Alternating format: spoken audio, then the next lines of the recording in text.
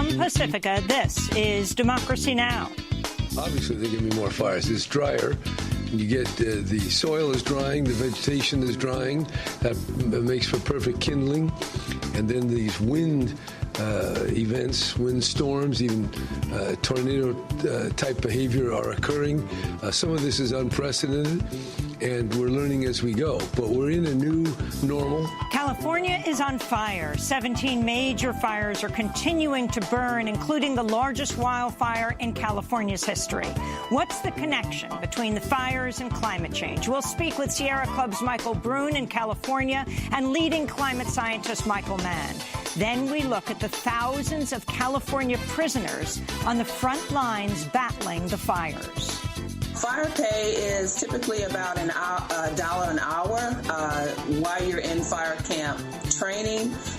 Some folks are paid $0 for that training or up to $18 a month. And then once you get to the classroom and you are part of the field training, then that pay escalates to a whopping $48 a month. Then to Nagasaki. 73 years ago today, the U.S. dropped an atomic bomb on the Japanese city just 3 days after the U.S. bombed Hiroshima. We'll speak to a woman who survived the Nagasaki bombing. Nagasaki will be the last place that nuclear weapons are ever used. All that and more coming up.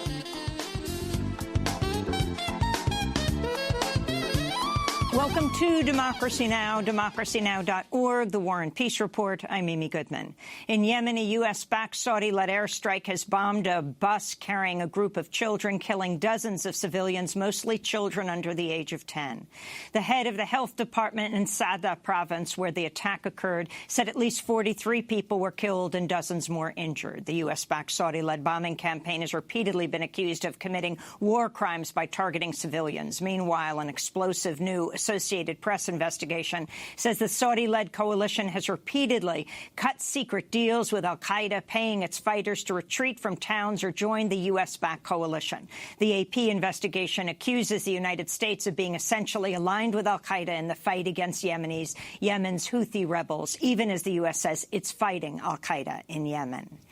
A U.S. airstrike has killed at least a dozen Afghan security forces in Logar province. Afghan officials say the U.S. airstrike hit an Afghan police outpost by mistake. The United States has sharply increased bombing in Afghanistan, dropping nearly 3,000 bombs in the first 6 months of this year, almost twice as many as during the same period last year. In Gaza, the Israeli military launched a barrage of airstrikes and artillery shelling overnight, killing 3 people, including a Palestinian woman and her 18-month-old child. The Israeli bombing came after Hamas fired rockets into southern Israel, injuring 6 Israelis. The Hamas attack came after the Israeli military killed 2 Hamas members 1 day earlier. Colombia has recognized Palestine as a free, independent and sovereign state.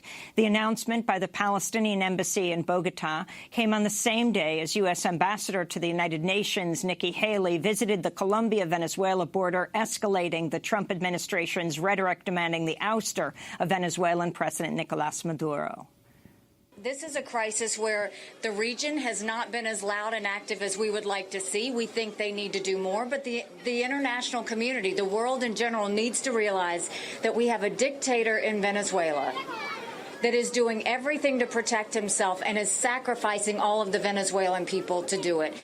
The United States has announced it will impose new sanctions against Russia over Russia's alleged poisoning of Russian spy Sergei Skripal and his daughter in Salisbury, Britain, in March. The sanctions are slated to take effect August 22nd. Russia slammed the U.S. sanctions and vowed to retaliate. Meanwhile, the U.S. Senate Intelligence Committee has asked WikiLeaks founder Julian Assange to testify about Russian interference in the 2016 U.S. election.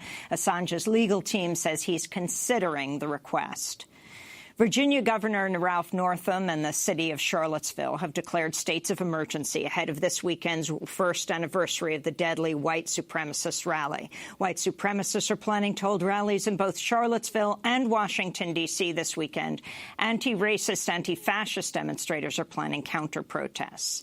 In the Democratic Republic of Congo, longtime leader Joseph Kabila has announced he will not run for re-election.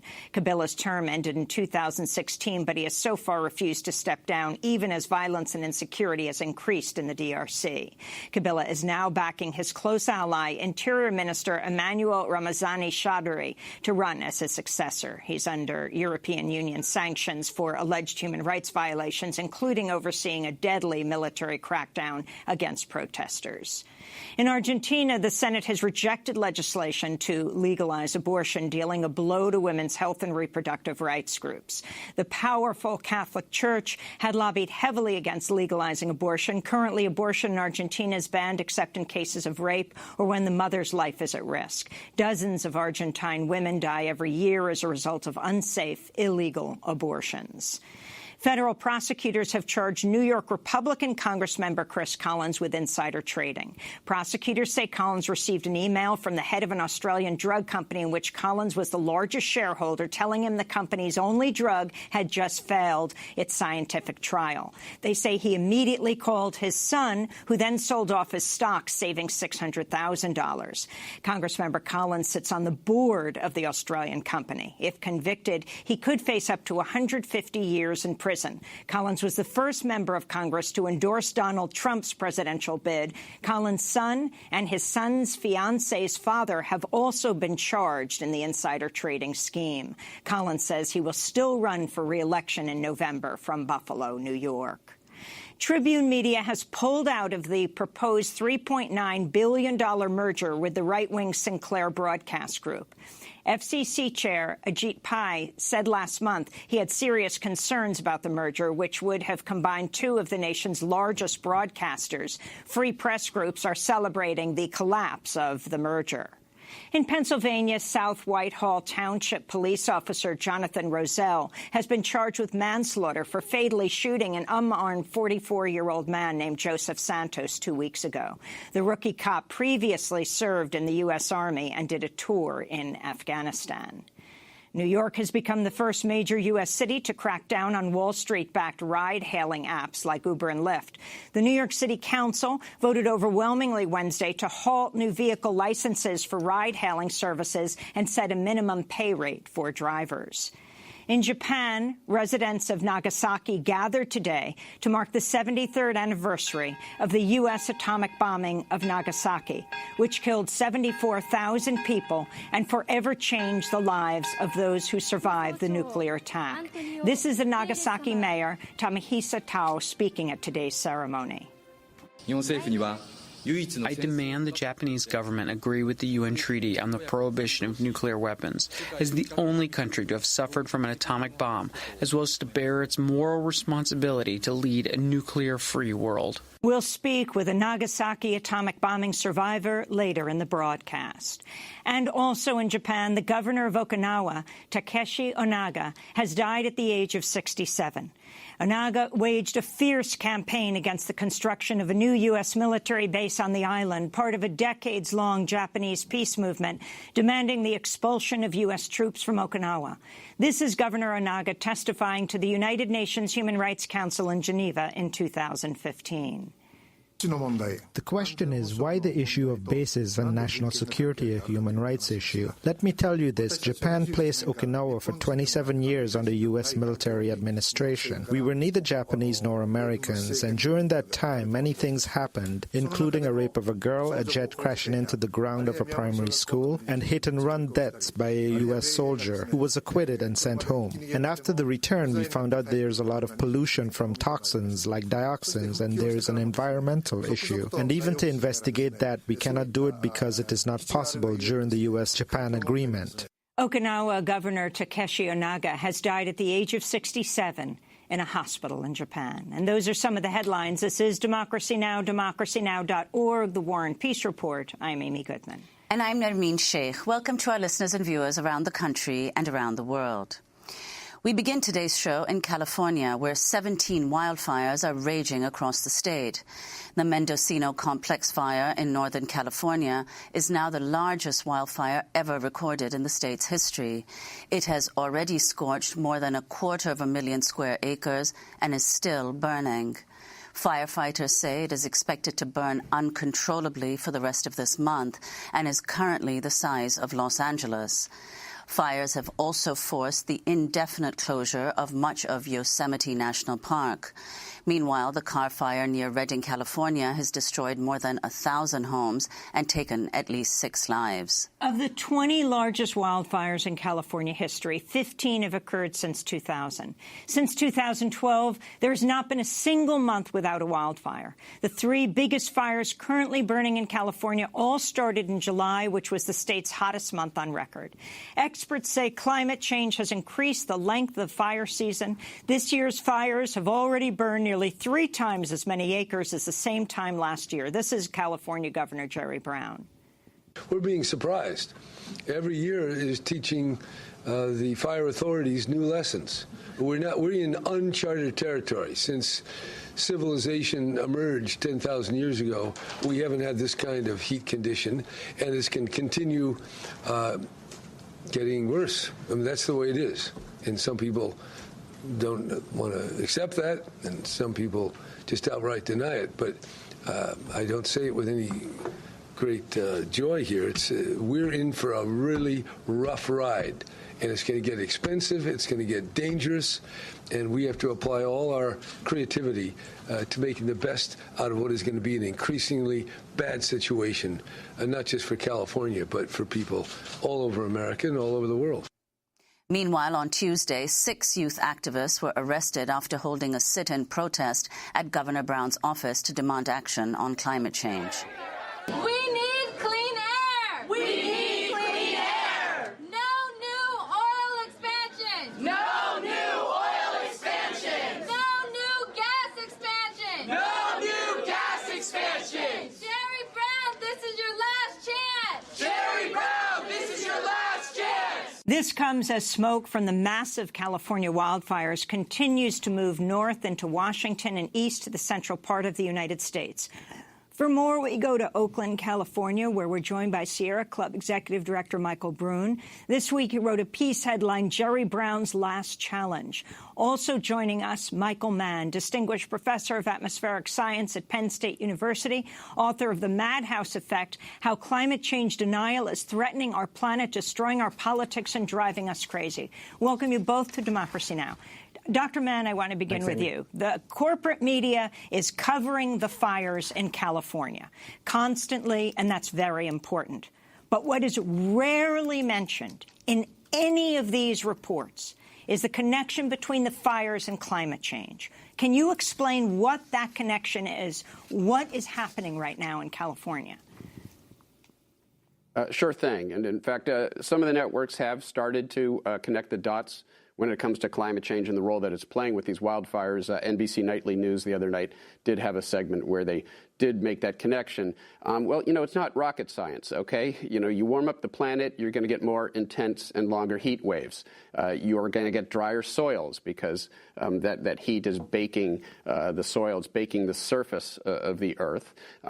So you've got hotter temperatures, you've got drier soils, you've got less winter snowpack. There's less snow falling in the winter in the Sierra Mountains, and the storms are getting diverted north of California. And we think that jet stream behavior itself may have a climate change connection. So you put that all together, and you sort of have a perfect storm of consequences when it comes to wildfire. You've got all the ingredients coming together, and so it's not a surprise that we are seeing these record wildfires in California, in the Arctic, around the Northern Hemisphere this summer as a consequence of heat and drought caused by human-caused climate change.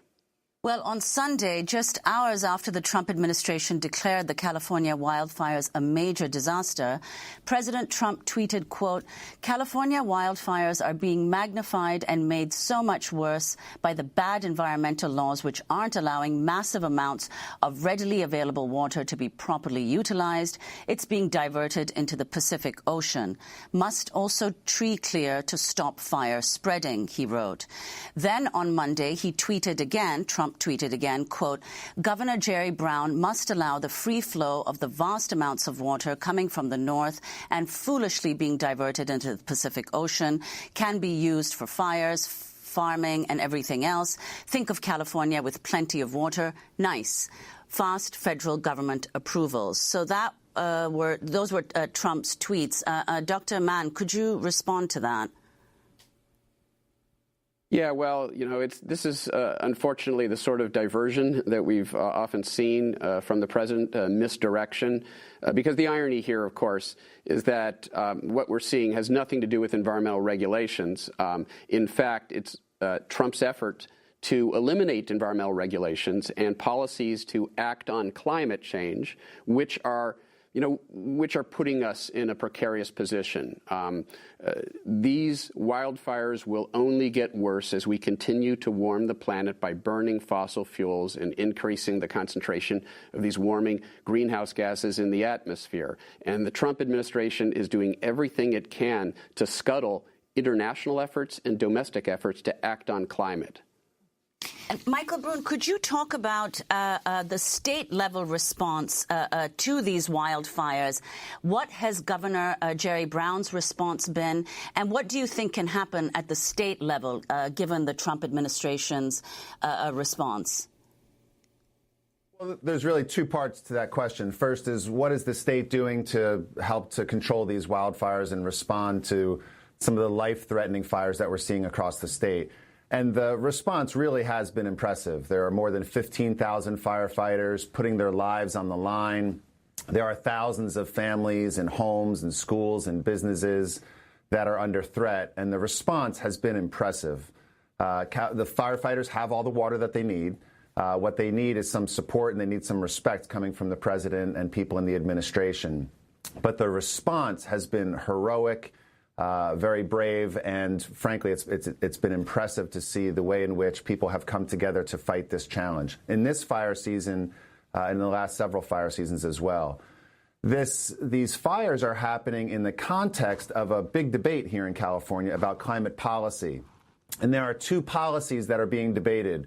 One is the fact that you highlighted at the beginning of the show, which is that Governor Brown, even though he's been a great leader on promoting energy efficiency and solar power and beginning to take cars off the road and move to electric vehicles, under his watch, more than 20,000 new wells and drilling permits have been issued. The state is expanding oil production in the state, even as they're scaling up clean energy. And so the Sierra Club and hundreds of other organizations and scientists are calling for Jerry Brown to begin a managed phase-out of fossil fuels, reasonably, thoughtfully, over time, to respond to this climate crisis. And then at the same time, there's also a debate in the state legislature to move the entire state, which is the fifth largest economy in the world, all the way to 100% clean energy. San Diego has committed to go to 100% clean energy. San Jose, San Francisco, Oakland, large parts of the state at the city level have committed to move to 100% clean energy. We're looking to see the whole state get off of all coal, all gas, all fossil fuels, and move to 100% clean energy as quickly as possible over the coming years. So, Michael Brune, you began your piece by saying, let me just find it because, well, you can tell us how you began your piece. If Donald Trump could take carbon dioxide out of the atmosphere as efficiently as he sucks oxygen out of the news cycle, the climate crisis would be solved faster than you can say Mexico will pay for that wall.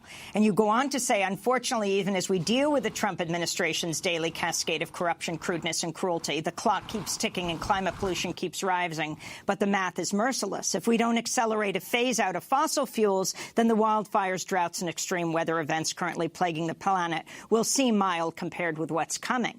Yet, you have, as the fires are gaining intensity in California, the Environmental Protection Agency, now under the former coal lobbyist Andrew Wheeler, who's replaced the corrupt Scott Pruitt, who you really helped to tank, certainly, your organization, the Sierra Club, by exposing a lot of what he was doing.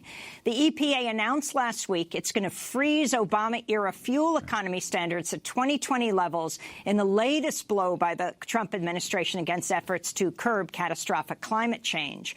Can you talk about what it is Wheeler is doing? Sure. Well, let me just add one word to what you said. The EPA will try to freeze the U.S. auto efficiency at current levels or at 2020 levels. We will fight them, and dozens of other groups will fight them as well, both in the courts and in the marketplace. One of the best things that the Obama administration did on climate change, probably the best thing that the administration did on climate change, was to work with the auto industry, to work with states across the country, to work with unions, to increase the fuel efficiency and increase an acceleration towards electric vehicles so that we could save money at the pump, we could save a lot of oil, we could import a lot less oil, and reduce climate pollution. So, of course, the Trump administration is opposed to that and is seeking not only to roll back those protections, roll back all of those savings, but also, crucially, to eliminate the ability for the state of California and then other states to fight for clean air and to work with the auto industry directly in order to reduce emissions from cars and trucks and SUVs. So this is something that is being challenged by states' attorney general across the country. It's being challenged by groups like the Sierra Club and many others. We're going to prevail. We're going to make sure that these rules are protected. But it's one more fight that we have with the Trump administration, which is taking us backwards when we need to be moving very quickly in the opposite direction. Well, Michael Mann, one of the causes that you've pointed to for these extreme weather events that we're seeing today are changes in the jet stream. Could you explain what the jet stream is and how it's changing and why? Sure thing. So the basic factors are easy to understand here. Hotter temperatures, drier soils, less runoff, less water running off from the Sierra Mountains. Obviously, those create the conditions conducive to these wildfires. But there is this other ingredient that we think is involved here and in this whole array of unprecedented extreme summer weather events that we are seeing over the past month around the entire northern hemisphere. Unprecedented floods, droughts, heat waves, wildfires. And what's happening here is that these weather systems are not moving along the way they normally do. The jet stream is this band of strong winds that blow from west to east, and if you're flying in a jet, it's faster flying from west to east across the United States than in the other direction because you've got that tailwind. That's the jet stream. The jet stream also pushes weather systems from west to east. And what's happening as we melt the sea ice in the Arctic, believe it or not, what happens in the Arctic doesn't stay in the Arctic. That warming in the Arctic is actually changing temperature patterns in the atmosphere in a way that slows down the jet stream. The jet stream is actually driven by the contrast in temperature from the warm equator to the cold polar regions. When you decrease that contrast by warming the poles more than the rest of the planet, you slow down the jet stream. Now, there are other physical processes that are involved, but that's really the key process here. And so you have these large meanders in the jet stream. You see the jet stream really wiggling vigorously north and south, and that gives you extreme weather events. But the added ingredient here is that the jet stream isn't moving along. It's not pushing those weather systems along. So the same locations get rained on day after day or get baked by the sun day after day. And that's when you see unprecedented extreme weather events like what we're seeing around the northern hemisphere this summer. The impacts of climate change are no longer subtle. We are seeing them play out this summer in real time on our television screens. Can you talk about the hothouse state? Yesterday, a group of leading scientists warning the cascading effects of melting ice, warming seas, shifting currents, and dying forests could push the planet into a hothouse state. Michael Mann. Yeah, so that article, it's more of a commentary than an original research article. The basic science that's discussed there is science we've understood for some time. James Hansen, the former director of the NASA Goddard Institute for Space Studies, made this point a number of years ago, that if we keep CO2 levels elevated, even at current levels, and we allow the climate system to equilibrate to those high levels of CO2, then over many centuries, we lose the ice sheets. Forests start to migrate. We fundamentally remake the planet, and it turns out that can add a whole lot of extra warming. And that isn't always taken into account in these projections you see of the warming we can expect over the next century or so. There's this longer-term commitment. Much of that CO2 that we've put into the atmosphere is going to remain in the atmosphere for thousands of years. And if we keep that CO2 elevated at levels they are now or even higher than they are now, then we could see major disruptions in the climate. Again, the science there isn't new, but it's important. And what it tells us is not only do we have to cut our emissions dramatically to avoid warming the planet more than catastrophic 2 degrees Celsius, 3.5 degrees Fahrenheit. We can still do that. Paris will get us halfway there. We have to improve on Paris to get all the way there. We can do that. But it isn't enough just to level off those CO2 concentrations. Ultimately, we're going to have to pull that CO2 back out of the atmosphere. If we leave it at current levels for centuries, we will commit potentially to catastrophic changes in our climate. Well, you said, Michael Mann, that if emissions are not reduced, we'll witness major disruptions in the climate. Would you not describe what's happening now as a major disruption? And if not, then what do you anticipate happening? Yeah, so too often, we allow the problem of climate change to be framed as if there's some tipping point. There's a certain amount of warming that we go beyond, and then, we suddenly have a calamity on our hands. It's much more like a minefield. We're walking out onto this minefield already, and we're starting to set off some of those mines. But what we know is the further we walk out onto that minefield, the more of those mines we are going to set off. So the only sensible strategy is to stop moving forward out onto the minefield. We've got to go back to where we came from. We've got to bring those carbon emissions down.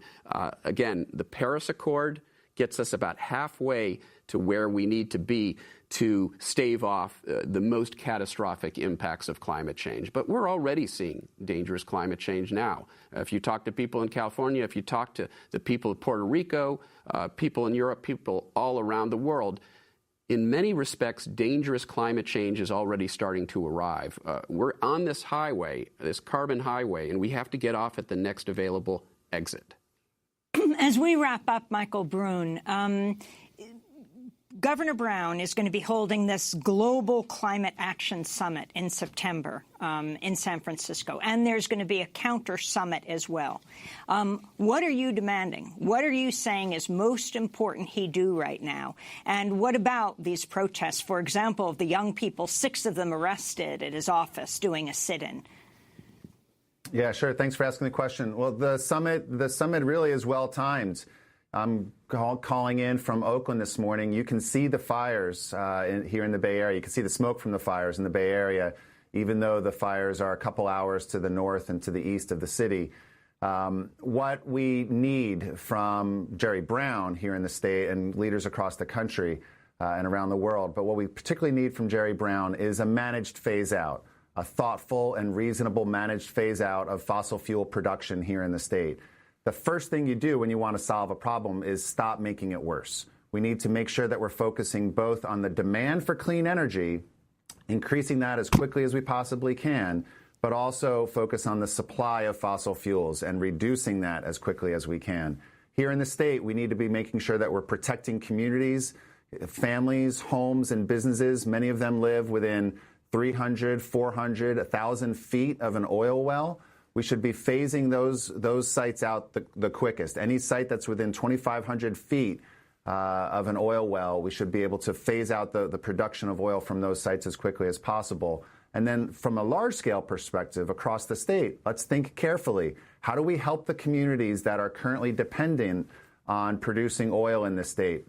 How do we make sure that the transition away from oil is one that is good for workers and good for the communities that are economically dependent on fossil fuel production? We can do this if we're thoughtful, if we're reasonable, if we make sure that we're taking care of the communities and the workers who economically depend on fossil fuels. But it takes leadership. It's going to take leadership from Jerry Brown. And so far, he has been absent on this issue. And around the world, what we would need to see much more of is an aggressive replacement of fossil fuels with clean energy. If the Republican mayor of Georgetown, Texas can do it, and if the Republican city council in Abita Springs, Louisiana, or in San Diego, California can say, we are moving to 100% clean energy, then we should be able to see heads of state and leaders of corporations and governors across the country and people around the world saying, we're going to get off of fossil fuels entirely. We're going to move to clean energy. We'll save money as well as saving lives in the process. Michael Brune, I want to thank you for being with us, Executive Director of the Sierra Club, speaking to us from Oakland, California, and Michael Mann, Professor of Atmospheric Science at Penn State University. Coming up, we'll look at the thousands of California prisoners who are on the front lines battling the fires. They make $1 a day. Stay with us.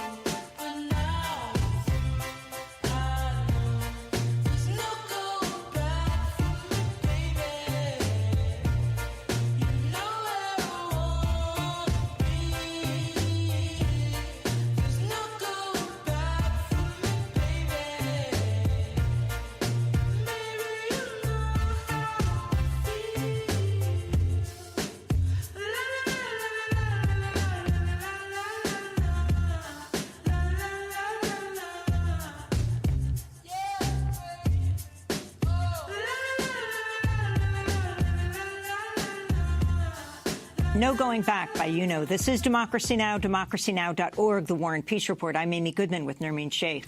We continue our coverage of the California wildfires with a look at who's actually fighting the fires, and it may just surprise you. In addition to roughly 7,000 full-time and seasonal California firefighters, the state relies on about 3,500 prisoners, including many women, to battle the blazes. The California Department of Corrections tweeted last week that at least 2,000 prisoners are currently fighting the wildfires burning across the state, including 58 youth offenders. Earlier this month, California Governor Jerry Brown thanked the firefighters on the front lines, including those who are incarcerated. You've heard there's a tremendous effort fighting these fires, and I want to personally thank all the firefighters who are on the line, the members of CAL FIRE, also the National Guard, and the thousands of inmates who are also on the line fighting to protect lives and bring these fires to a quick close to the extent that's at all possible. Prisoner firefighters live in one of 43 low-security field camps throughout the state and are routinely called upon to fight fires.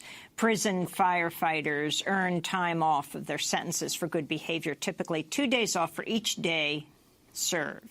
But critics of the program say the state is exploiting prisoners' eagerness to earn time for early release. While salaried firefighters earn an annual mean wage of $74,000 a year plus benefits, prisoners earn just $2 per day, with an additional $1 per hour when fighting active fire. According to some estimates, California avoids spending about $80 to $100 million a year by using prison labor to fight its biggest environmental problem. For more, we're joined by two women. Romarilyn Ralston, a member of the California Coalition for Women Prisoners, LA chapter, program coordinator for Project Rebound at Cal State University.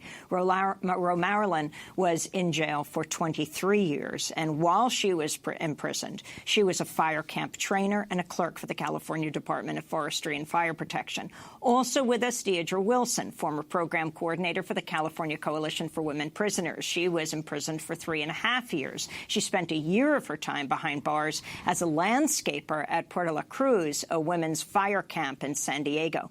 We welcome you both to Democracy Now! Romarilyn, let's begin with you. Explain what these fire camps are. People who are watching or listening right now might be completely shocked to hear that prisoners are on the front lines of fighting these fires. Explain what the program is. The program is a way for incarcerated people to get trained in firefighting. Wildland firefighting is something that we hope incarcerated people can use on the outside post-release. People join the firefighting crews sometimes voluntarily when they are incarcerated. Sometimes they are assigned to the fire camp training program because of their low-level offenses. And so, especially for women, it's a way to earn, 2 days off your sentence. It's a way to give back to your community. It's a way to get closer to your family, to your children. And it's a way to get out of the normal prison setting. When you say get closer to your children, you mean that kids can come to the fire camp to see you? The visiting process is very different at the fire camps. It's more open, it's a more relaxed environment, and it's more conducive for family visiting, yes. And Romarilyn, can you explain why you just mentioned the fact that incarcerated prisoners who've worked as firefighters, once they're released, they can't actually be employed as firefighters? Could you explain why? Yes, the firefighter training that you receive while you're incarcerated, you don't get enough of the training needed to apply to CAL FIRE. Because of licensing, incarcerated firefighters are not, or folks with a criminal record, once they are released, are not able to get an EMT license. And that's one of the critical pieces to applying for these jobs post-release. You need to have an EMT certification, and you need to have fire science training, which you get a little bit of that when you're going through the classroom training. But there's college credits, there's other things that help you to rank higher in these application processes. And so you don't get a lot of the training that's needed to get these jobs post-release. You have the experience, the frontline experience. You've placed your life on the line. You've protected California. You've saved lives and property. But they don't take into consideration all of that experience that you have on the front line. They are still looking for a certain degree of training and licensing in order to employ you. And we think that that's wrong. The state of California, in their training of incarcerated firefighters, should provide the same training that they provide for folks on the outside. If they don't want to do that, then they should give credit for the work that folks do on these fires and consider that training as enough for them to get jobs post-release, because it is. If it's enough to fight while you're incarcerated, if it's enough for you to fight the fire while you're incarcerated on the training that you received inside the prison, it should be enough once you're released. Deidre Wilson, I wanted to bring you into this conversation. How much do prisoner firefighters make? Well, the people in the fire camps, it's $2 a day, but when you're out fighting a fire, it's $1 per hour. Some have criticized this as slave labor. Your thoughts?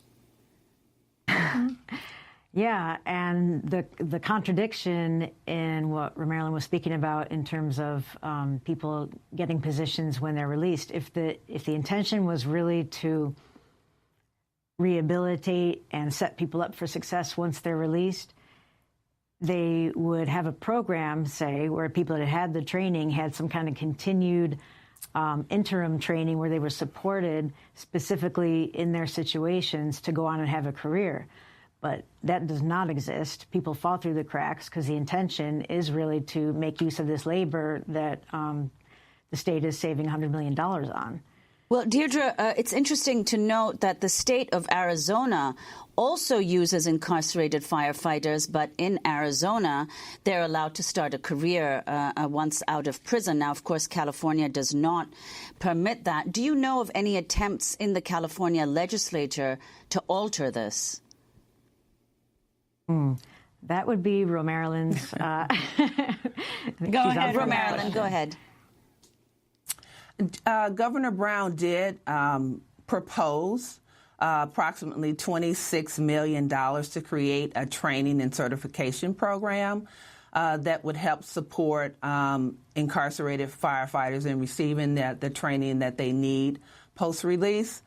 We don't know where that is or how that's going to all wash out in the end, but that is part of the budget proposal for this year. And so we hope that, knowing what we know about California, and you've heard Governor Brown early speaking about, these fires are just going to continue. And with global warming, they're going to continue to get worse.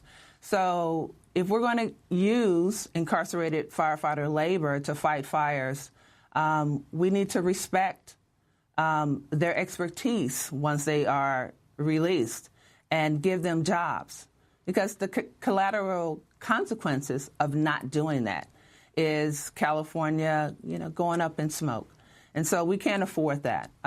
There's a lot of ways that incarcerated firefighters can get that training inside. They have the means to do it. The director of the ACLU's National Prison Project told The Atlantic last year, you have to understand the uniquely coercive prison environment where few things are clearly voluntary. In light of the vast power inequality between prisoners and those who employ them, there's a real potential for exploitation and abuse. And, of course, there's a real potential here. In addition to exploitation and abuse, we're talking about life and death situations. Can you explain what life is like on the front lines for a prisoner firefighter? Deidre. It's exhausting. My particular job was inside the camp. I was a landscaper. I was supposed to work as a clerk because I have administrative experience, but I had spent time in CIW, so I knew too many people, and they didn't trust me in the office. So that was why I was sent out to pasture, as I call it, to do the landscaping. So I wasn't actually out on a fire line. Also because I was vulnerable to poison oak, which a lot of people are. And when you breathe poison oak in the air, if you're allergic, your throat can close up and you can die. So that was a concern. And my whole purpose was to get back to my children, as it is for so many people that go to fire camp, is to reduce your time to get out and be with your families. So when they say it's volunteer, that makes me kind of... Yeah. I mean, we didn't volunteer to go to prison. We didn't enter prison in order to go to the fire camp and fight the fire. So it's really not truthful to say it's volunteer. That's. I mean, this is an absolutely critical point. Romarilyn, have people died on the front lines fighting fires? There are reports that incarcerated people have lost their lives fighting fires. But back to the point on volunteering, you have to fit a criteria to be assigned to fire camp. And so it's a little different for folks who are sentenced with serious offenses or a life term. And so, as Deidre said, it's the volunteer part really doesn't hold. Folks volunteer or get assigned to these positions because of the credits that you can earn. You want to get that day for day or that half time or third time. You want to get back to your family and your children. That's what's important. And Romarilyn, before we conclude very quickly, some have expressed concerns that opposition to the program may actually lead to its end, which would ultimately be worse for prisoners. Would you agree with that? I would kind of agree with that. I think if we could get the certification and the training that Governor Brown is proposing in his budget, so that when folks are released, that they're able to be hired by CAL FIRE and work for that $74,000 a year that other firefighters make. It costs the state of California almost $80,000 to incarcerate a person a year. And when you're released, there's so many barriers to employment because you have a criminal record. And if we can use the experience of incarcerated firefighters to get those jobs on the outside, it's just good governance for California. We want to reduce the prison population. Governor Brown's been under mandate to do that for a while now. We want folks to have access to good employment so that they don't recidivate and they're able to take care of their families and be contributing members of society. Everyone wants that. People say they believe in second chances. Here's an opportunity for thousands of people to have that second chance, to have the ability to take care of themselves and their families and to become contributing members to the California economy, which is the 5th largest economy in the world, and yet we hesitate to do that. We have to leave it there, Romarilyn, but we will certainly come back to this issue. Romarilyn Ralston, California Coalition for Women Prisoners, L.A. chapter, and Deirdre Wilson, former program coordinator for the California Coalition for Women Prisoners, both speaking to us from Irvine, California. This is Democracy Now! When we come back, today is the 73rd anniversary of the U.S. dropping an atomic bomb on Nagasaki. We'll speak with a survivor. Stay with us.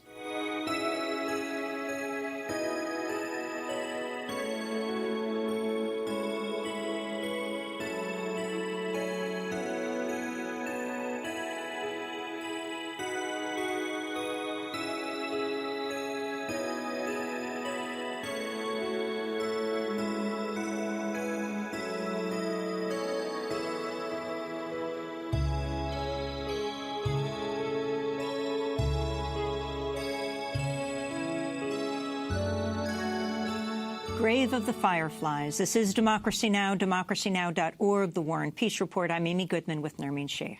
73 years ago today, on August 9th, 1945, the U.S. dropped an atomic bomb on the Japanese city of Nagasaki, killing 74,000 people and forever changing the lives of those who survived the nuclear attack. The destruction was massive as shock waves, radiation and heat rays coursed throughout the city. This came just 3 days after the U.S. dropped the world's first atomic bomb on the Japanese city of Hiroshima, killing some 140,000 people. Well, just a few weeks ago, we were joined in studio by two guests who traveled from Japan to New York City on the Peace Boat, an international boat that sails around the world campaigning for nuclear disarmament and world peace. The co-founder and director of the Peace Boat, Tatsuya Yoshioka, and Terumi Kuramari, a hibakusha, that's the Japanese word for a survivor of the atomic bomb, joined us in our studios to talk about the bombings of Hiroshima and Nagasaki. I started by asking Terumi Kuramari to describe what happened when that second atomic bomb was dropped on Nagasaki 73 years ago today. That was the year when I was 1 year old, so I don't have direct memory of that day. However, after surviving the atomic bomb, I went with my mother and my elder brother and sister into a bomb shelter, which was under the city, so we were able to survive, so I'm somehow able to be here today. I don't have any direct memory of that day. However, my parents also, for my whole life, did not speak out about the fact that we survived the bombing. The reason for that, the reason they did not speak out is because at the time there was so much discrimination and prejudice against the hibakusha, the survivors. And at that time, it was difficult for us to obtain jobs, to get married. There was severe discrimination against us because of what we had been through. When I was young, I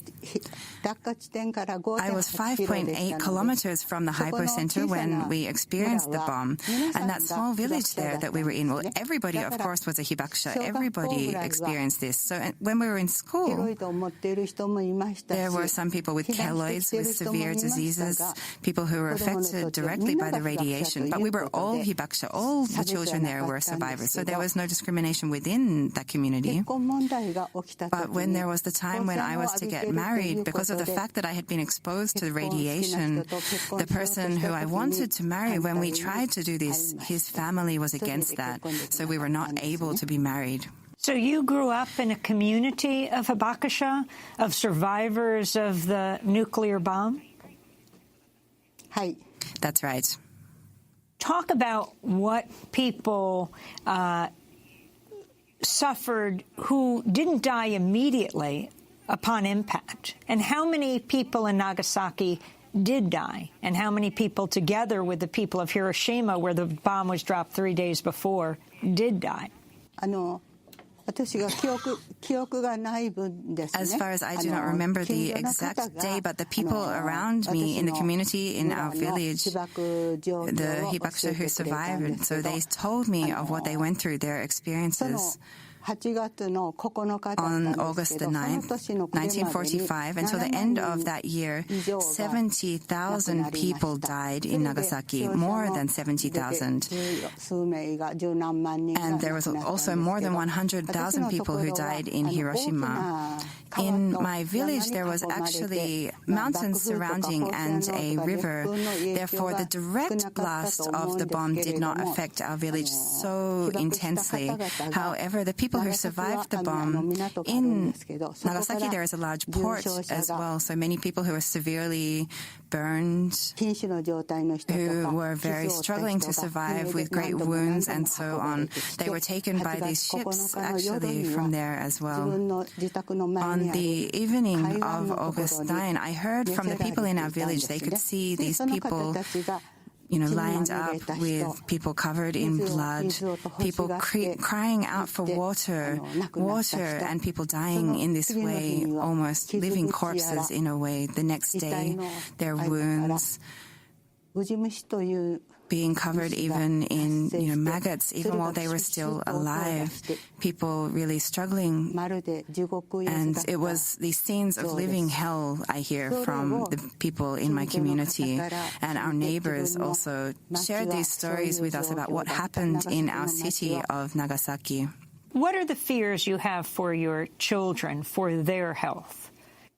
Radiation and its impacts, of course, are not only the immediate impact. Some people do die immediately, but after that, for many years, decades even after that, radiation continues to impact, continues to even affect people's cells are damaged. Their DNA is destroyed as a result of this. Therefore, for those people who were exposed to radiation internally as well, through food, through water, through things that they were ingesting, even 2 or 3 years later, people, for example, giving breast milk to their children, even decades later, getting sick with leukemia. There are very sad stories like this, so I was very concerned. Radiation is something which continues to affect generations. It's terrifying. Your thoughts, Terumi Kuramori, on the UN Secretary General Guterres saying that he will be there on the commemoration day on August 9th. He will be the first UN Secretary General to go to Nagasaki to note the anniversary of the atomic bombing. Ban Ki-moon went to Hiroshima. Nagasaki is, of course, a city which is maybe very different to Hiroshima in the sense that there are less people who come to visit. However, coming to Nagasaki to see the museum, to learn the stories of the hibakusha, the survivors, who are now more than 80 years old on average, is so important. There are so many, or so few of us now, so him coming directly to hear the stories of those who are still surviving, even after, the people who are still suffering very much, even after last year's awarding of the Nobel Prize to the International Campaign Against Nuclear Weapons, those survivors who are still there trying to share their message. So him coming to Nagasaki to hear this directly firsthand is so important. And so if he can come to Nagasaki and bring this story back to his own country and people around the world is very important. I hope that Nagasaki will be the last place that nuclear weapons are ever used. We're speaking to Terumi Kuramori, who is a hibakusha of Nagasaki. That's the Japanese word for a survivor. She was 1 year old when the U.S. dropped an atomic bomb on Nagasaki on August 9, 1945, 3 days after it dropped the bomb on Hiroshima. We are also joined by the man who organized the peace boat that brought Terumi Kuramori here to New York. Tatsuya Yoshioka is co-founder and director of the peace boat. Can you talk about what this peace boat is that looks so unusual in the Hudson River there at Pier 90, right next to the USS Intrepid? Yeah. Okay, I have started this organization 35 years ago. And because, as you know, we are also the long time suffered by the Cold War in Asia. So still now, of course, the North Korean issue is a quite big issue. But that's why when I was a student, I really would like to do something to make a friendship among the Asians. So, and first, the ambition is try to go to neighborhood countries and to start a dialogue with them, to build a friendship. That is 35 years ago. And after that, this peace boat, the cruise, the voyage is growing. And now we are 3 times the around the world cruise in a year, and to visit more than 80 countries. That for the dialogue and the friendship promotion. And also we are really concerned about the sustainable development issue and also climate change and ocean issue. So the boat, the peace boat, which is right now a regular cruise ship that came into the harbor like so many others, but it's so different from so many others, has signs on the outside. It says Peace Boat. Yep. It says ICANN, and it has the symbol of the Sustainable Development Goals. Talk about ICANN and your partnership with this organization dedicated to the abolition of nuclear weapons in the world. Yes, that's I believe one of the most important activity to abolish the nuclear weapon is to try to bring the real voice of the hibakusha, the atomic bomb survivors, because their experience is terrible. But at the same time, they themselves have that experience. So that's why it is very, very powerful to convince even the political leaders to think about that. What will happen if next nuclear weapon war? So, and I think that is our mission is to try to bring the survivors, the hibakusha, as much as possible to all over the world. And we try to set up the negotiation or testimony with decision makers or the political leaders or even the business leader or professor intellectuals to understand that what's happened in Hiroshima and Nagasaki. The nuclear ban treaty, if you could explain what this is, each of you, let's begin with Terumi Kuromori. The treaty that both Japan, Prime Minister Abe, who seems rather close to President Trump, and President Trump refused to sign on to. Of course, President Obama did not sign on to it either. The nuclear ban treaty is something which we have been appealing about around the world, calling on countries to sign and ratify. Some of the countries that we have met with are in support. However, there is still many countries which do need to sign on. And so we believe that all of the citizens around the world who have the power to vote, to have the power to impact their politicians, their parliamentarians, to encourage them to sign on to this nuclear ban treaty is important. And also for countries like Japan to come out of under the nuclear umbrella. Japan, unfortunately, is not making any moves. It's still stuck under that United States nuclear umbrella. So we as Hibakusha are continuing to appeal that, the nuclear ban treaty is going to become international law soon. And this means that we have legally around the world, nuclear weapons cannot be used. This is a way to have countries all around the world recognize this and make this new norm a legal norm. I'm not sure about the United States, but perhaps it's a difficult situation. But really looking at these countries, it's important. Terumi Kuromori is a hibakusha. She's a survivor of the atomic bombing of Nagasaki 73 years ago today, August 9th, 1945. Tatsuya Yoshioka is co-founder and director of the Peace Boat. That does it for our show. Democracy Now! Has a job opening for a full-time broadcast engineer here in New York City. Find out more at our website, democracynow.org. Democracy Now! Produced by Mike Burke, Renee Feltz, Carla Wills, Laura Gaddis-Diener, Sam Alcoff, John Hamilton. I'm Amy Goodman with Nermeen Sheikh. Thanks so much for joining us.